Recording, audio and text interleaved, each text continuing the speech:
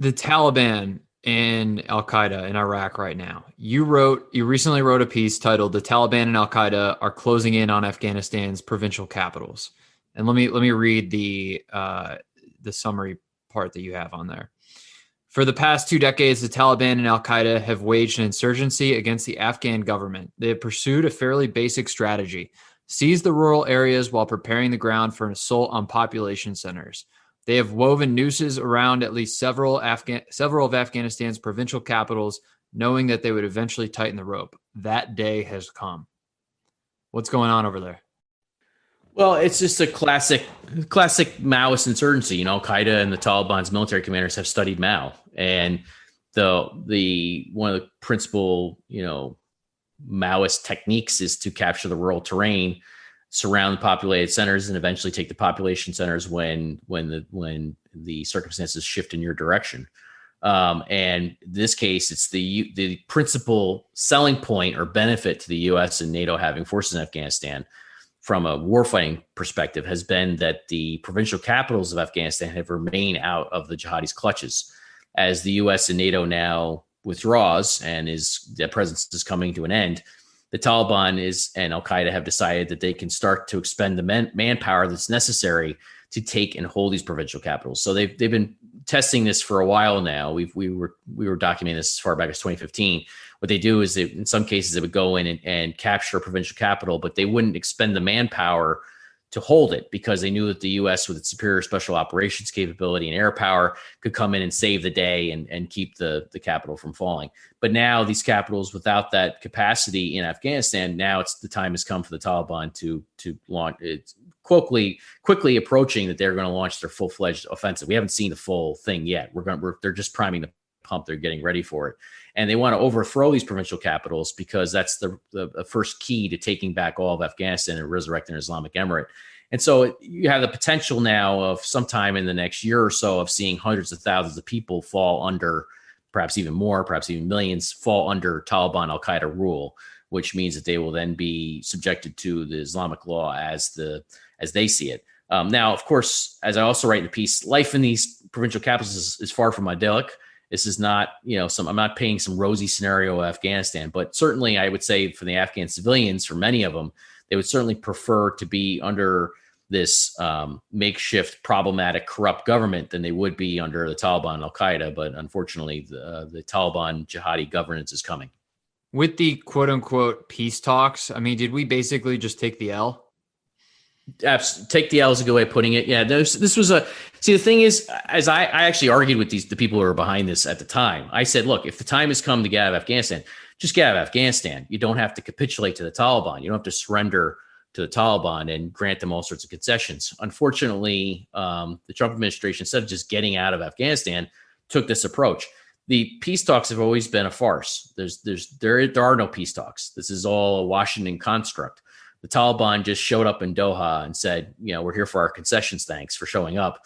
And the U.S. gave them a number of concessions. And then the Taliban went right back to its war fighting, never stopped, launched offensives. What they said was basically the only thing the U.S. got out of this was the Taliban said, all right, we'll let you guys retreat without attacking Americans, as we can.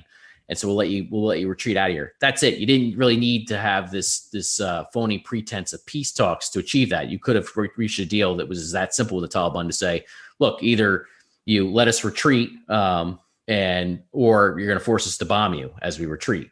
And basically, I think the Taliban would have given us the deal and just said, get out. But instead, they the State Department built this entire house of cards, which is all nonsense about how the Taliban, portraying the Taliban as an actor that was actually interested in peace and a political reconciliation, and that was willing to break with Al Qaeda. And absolutely none of that was true. None of it.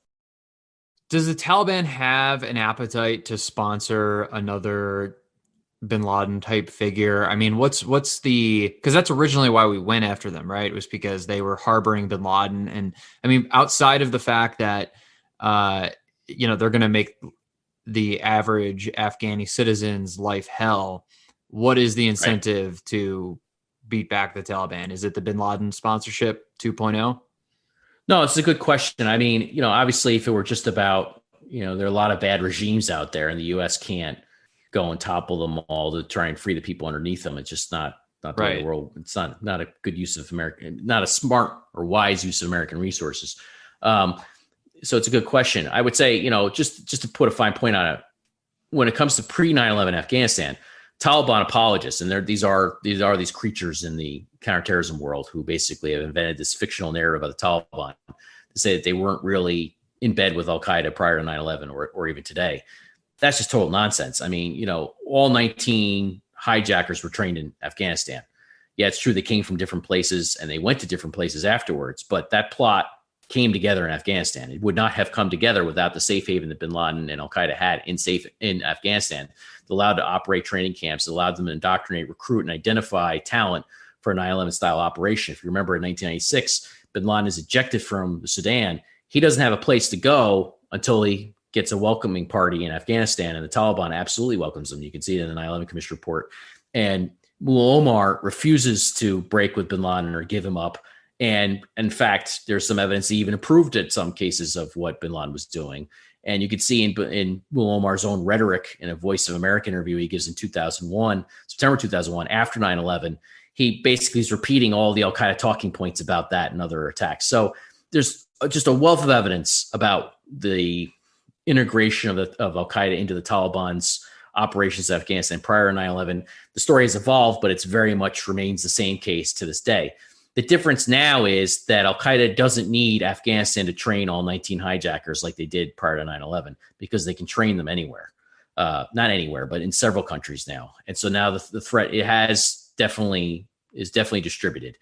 The issue for me is that, yes, I think the threat of global terrorism goes up as the jihadis make gains in Afghanistan, but it's not as simple as saying we need to stay there to prevent another 9/11. Because they could try something big in the West, and probably not 9/11 style attack, but something similar. They could try something big in the West again, but use other countries as staging grounds for them. For example, Somalia, where Shabab is, or Yemen, where AQP is, or Syria, or West Africa. There's all sorts of places they could conceivably launch something from, or all of them, in fact. They could have parts of it come from these different places. The issue is that if you think about what the rise of ISIS did to the global jihadi movement, it was a huge shot in the arm. It created all these secondary and tertiary problems for the West, for the Europe and U.S. in terms of monitoring terrorism threats, and having the counterterrorism services keep on top of it. I think the victory in Afghanistan, should the Taliban and Al Qaeda win and resurrect the Islamic Emirate, will be a boon for the global jihadi movement and will have those same types of secondary and tertiary effects and will undoubtedly increase the terrorist threat globally, is what I would say.